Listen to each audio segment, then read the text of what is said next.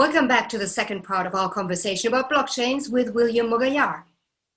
The first step into this new world might be in starting to use it from a financial sense. Instead of using the banks for everything, why not have some of your money on a blockchain exchange in a wallet?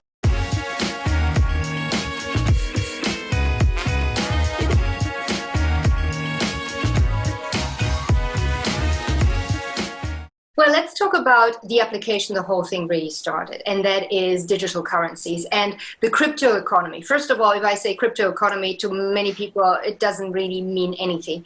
Can you tell us how really the financial sector and digital money could not only be conducive to generating, user agreement, that feeling, that agreement and adoption, and also how the entire supply chain then has to develop in order for us to make it mainstream? Well, you have to think of it as a new world, in the same way that again, back to the internet days 25 years ago, we didn't think of the internet as a market.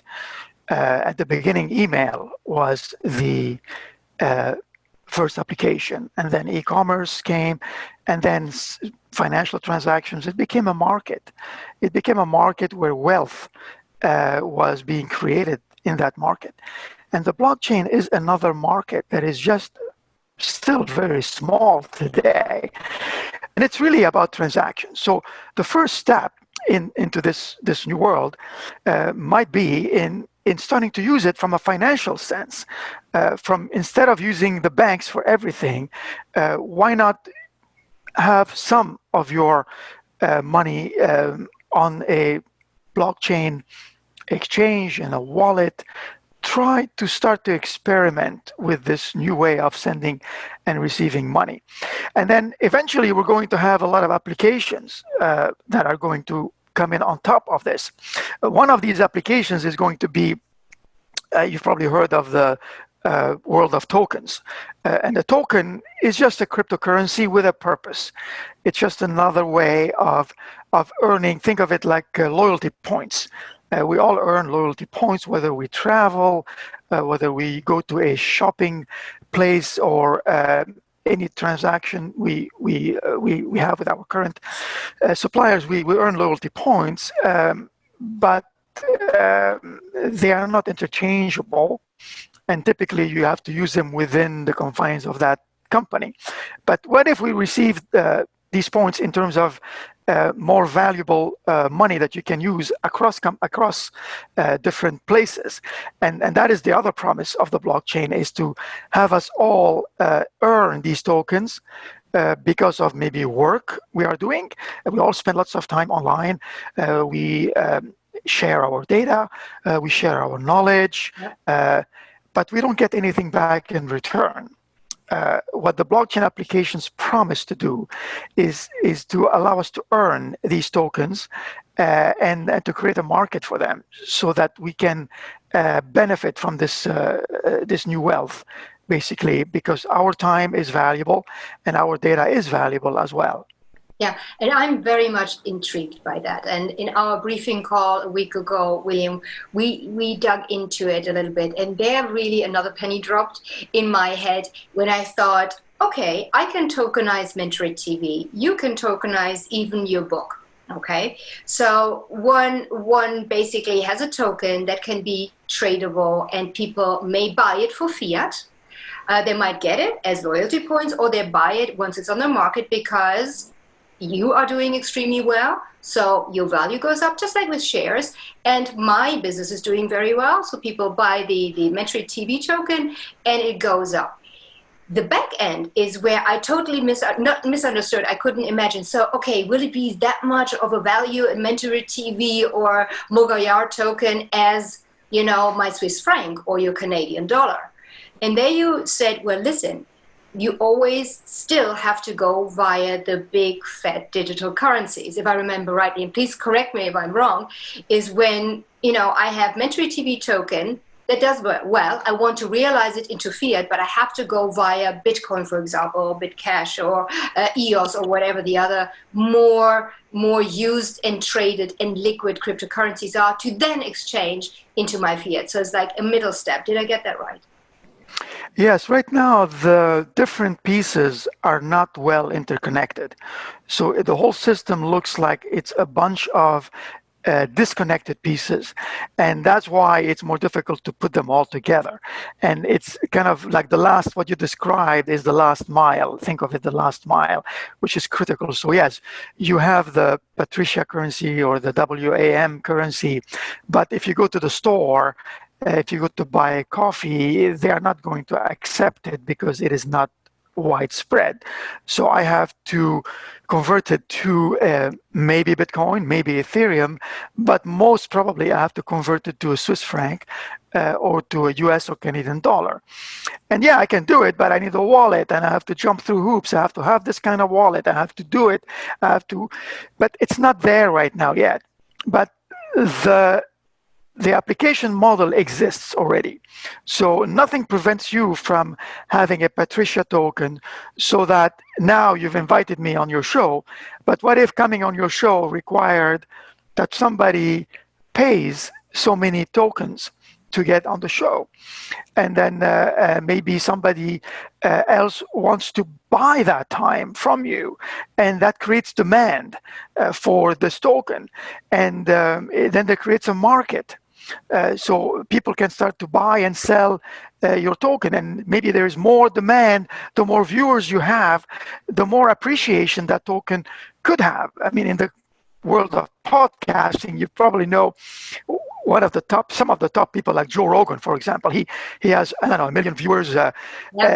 His token would be valued a lot more than my token or your token, perhaps. For sure.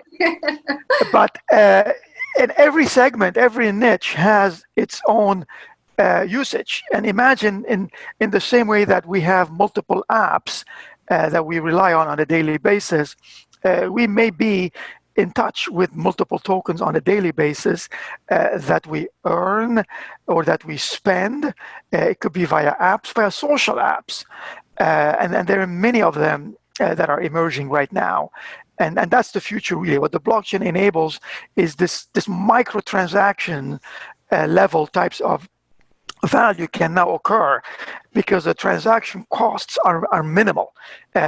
If I were to send you, maybe something is worth 10 cents or 15 cents, it doesn't make sense to go through the bank. It costs them a lot more to process 15 cents. But some of the blockchains, the transaction costs are very, very minimal. And you can send small amounts without incurring a lot of costs in between. William, of course, COVID-19, let's circle that one in.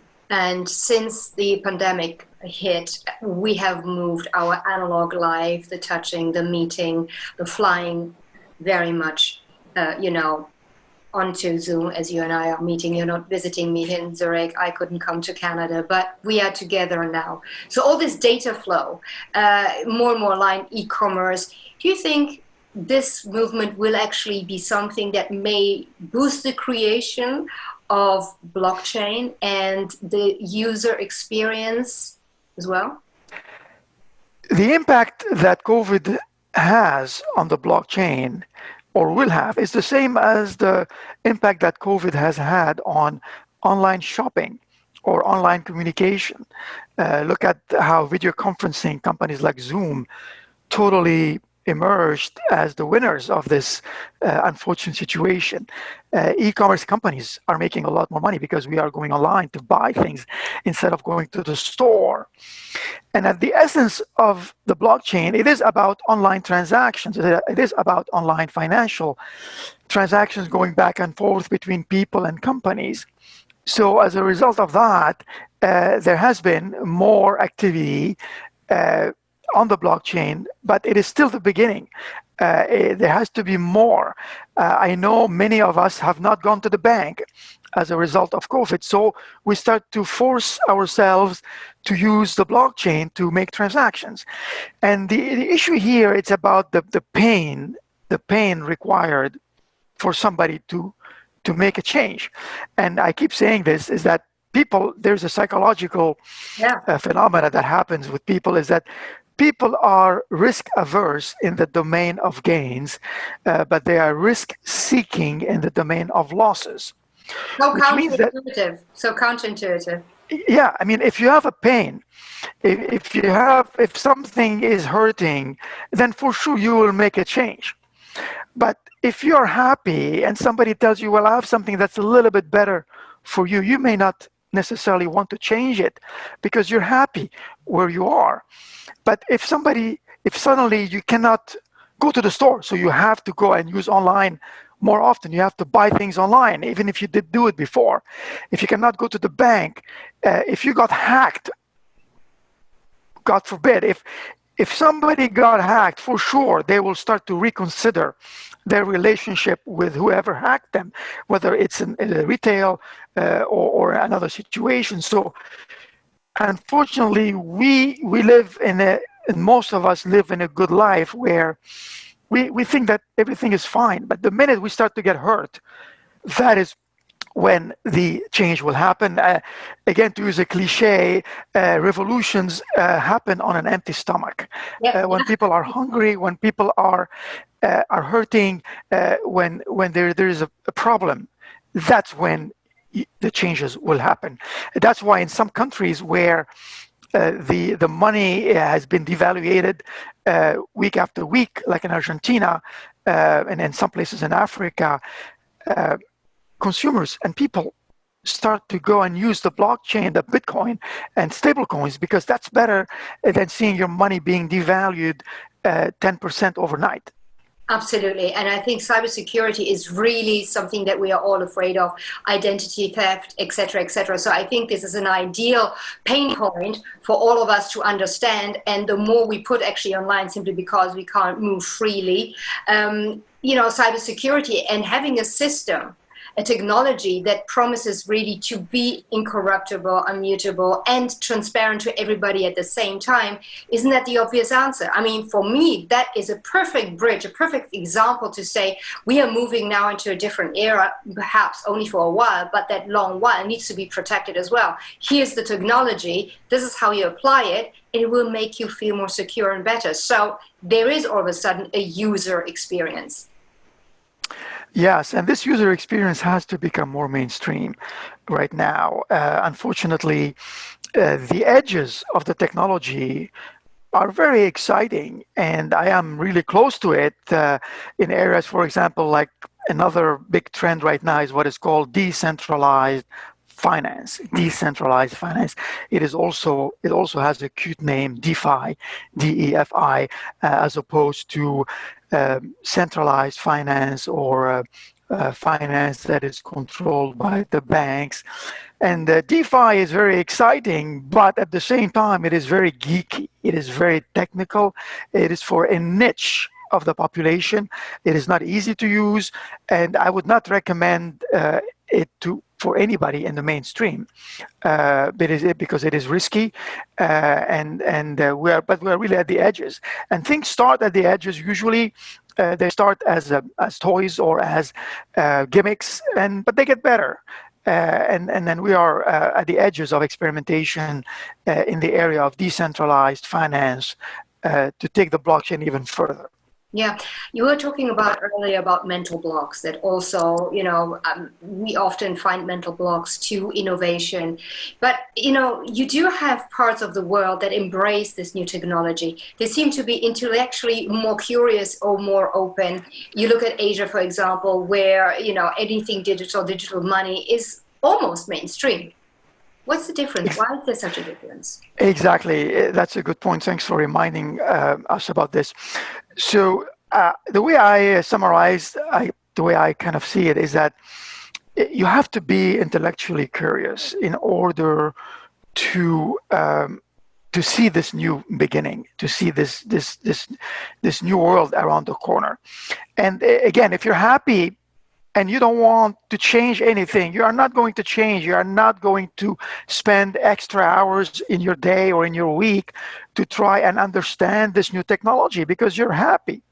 But if you're not happy and if you are ambitious and if you want to get ahead, you will say to yourself, well, I want to spend time and invest my time in understanding this technology. And that is why in cases like in China, they are more intellectually curious than in many other Western countries, where many people that my friends, they are skeptical about the blockchain, and they tell me, well, it doesn't solve a first world problem. I'm happy with my bank. I'm happy with my Visa card. I'm happy with my financial institution. Why would I change?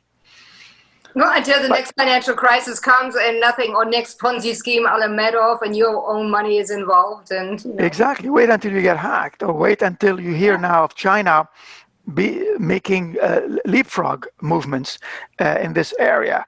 And then you're going to complain after, how come they got there? It's because they were very intellectually curious at the mainstream level. You need to spend time in understanding it. It's not as easy as posting a photo on Instagram yet.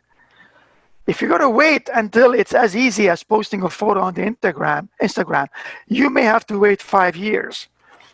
By that time, you'll be behind. And that is really something that others have understood and others have not. You have to invest a little bit of time to find the things that you are comfortable with in pushing the envelope a little bit more. One of these aspects is having a wallet. Everybody has a smartphone, right? Everybody has a smartphone. So in the same way that the browser was the gateway to the blockchain, in my opinion, the wallet on the smartphone is going to be the gateway to the blockchain, to this new world. So what I say to my friends is, you want to experience the blockchain, download a wallet and start to experience it that way and see how easy or difficult it is. Yeah, I agree. I agree. And, I made a comparison, and William, it might be totally wrong, between different wallets with different currencies or application of individual currencies and our credit cards. And I'm sure there was, first of all, going from real cash to electronic cash or to credit cards or debit cards. It was like, oh no, we can't trust it. This is plastic. This is not my money. I want my money. So I wonder, do you think, talking a little bit about the future before we wrap up our conversation, William, is this going to be that we will have various wallets one day, starting with one, of course, to just experiment and learn, to then make certain kind of transactions, whatever the currency applies to? Yes, in the future, we are going to become more comfortable with different types of currencies and wallets that exist within the applications that we are currently using. We already are used to applications. Already that was new. 10 years ago, we did not use as many applications on the mobile phone as we do today. Imagine if each one or some of these applications had one other drop down, and then it would be a wallet. Already some of them did that, like Steam had a wallet. There is a currency I'm involved with called KIN, K-I-N. It exists in about 50 different social applications where there is a wallet inside of the app. So you are earning and spending KIN as a transaction. Facebook wants to do that. With the Libra currency, it's starting with WhatsApp. Well, now WhatsApp is a messaging app, but what if you had a currency in there so that it becomes as easy as sending a message to send money between people? So that's where it's going to start, but then it's going to add on to new applications. It's going to be part of the application experience without you knowing. Yeah, and it's like almost like an add-on. If I think about how much is running through WeChat in China, for example, it is not just you and I chatting privately, looking to get together for a glass of wine, but it is a promotional tool. It is a tool to really get some business, some customers, and, adding some money to it would just perhaps complete the circle. Yeah, I mean, the analogy is when you fly, like airline points. It's kind of passive. You don't do anything. You just fly. They know you took the flight. And if you bother to go and check your points, it will be there. But it's really in the background. Not many people check it every day to see, oh, now I have so many points and so on. But with the apps, we use the apps more often than we fly, obviously. it becomes more of a daily thing or a weekly thing, and the wallets will become a little bit more at the front end of the application than on the back end. So there will be some things that we earn money passively. We just do something automatically, it compounds. Like I've shared my data, so I earned something. Or it could be something that is active. So I did spend 5 minutes here. I did spend 10 minutes here. I did write something for you. I did watch a video, or I did something that was useful. I wrote a review for you. It's worth something and I earned it. And now I can spend it for something else. So we're going to be used to interacting more with this new money in these new use cases. And this brings us back to the transaction economy, to the crypto economy. Exactly. So imagine now this whole new world exists.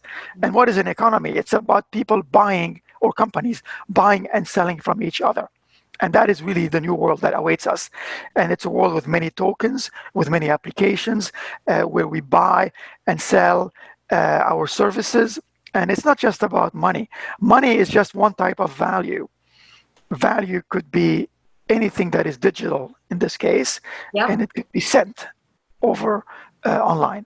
Yeah, no, and I mean, we could talk so much longer also about, how communities can use the idea of tokenizing whatever they're doing within their community, be it growing, make it more beautiful, or putting infrastructure in. William. Yes, that is the promise, if I may say, excuse me.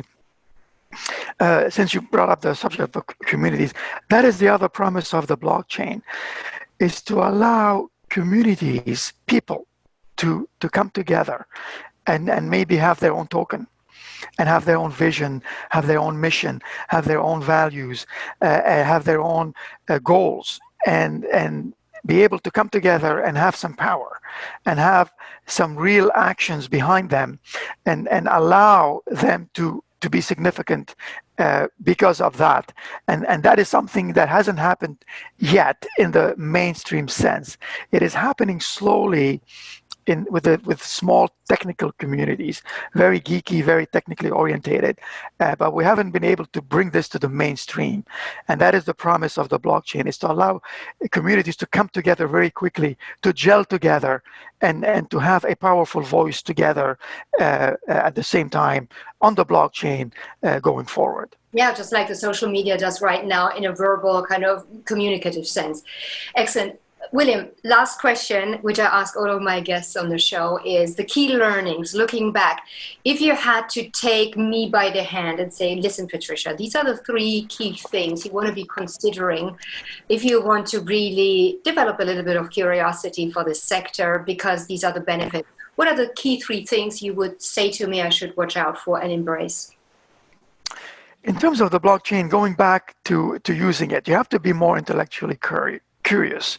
If this is not mainstream for you right now, make an effort to read 1 blockchain article per day about the blockchain. Make an effort to read something about it. Second, make an effort to use a wallet, to download a wallet. Make an effort to put a little bit of money there, whether it's 10 euros, 10 francs, $10, 15, 20, something small.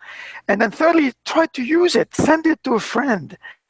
Send it to somebody, or see if you can buy something with it, and see if it opens up your mind to this new world. Because this new world is happening. It is happening slowly but gradually, and eventually it is going to be mainstream.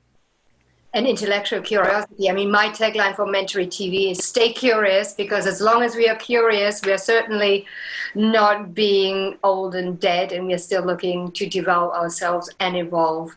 Well, listen, I want to leave, our viewers with 1 line you quoted by John Cage, which I loved at the top of one of your chapters. I cannot understand why people are frightened of new ideas. I'm frightened of the old ones. William, that is so spot on. Thank you for putting that quote in. I love that. Thank you for having me, Patricia. And thank you very much again, my dear Mentory TV community. I hope sincerely you did enjoy my conversation with William Mougayar. Get his book. It is an eye-opener. It really is a good intro point. But first, intellectual curiosity is definitely the starting point of everything. See you soon. Bye.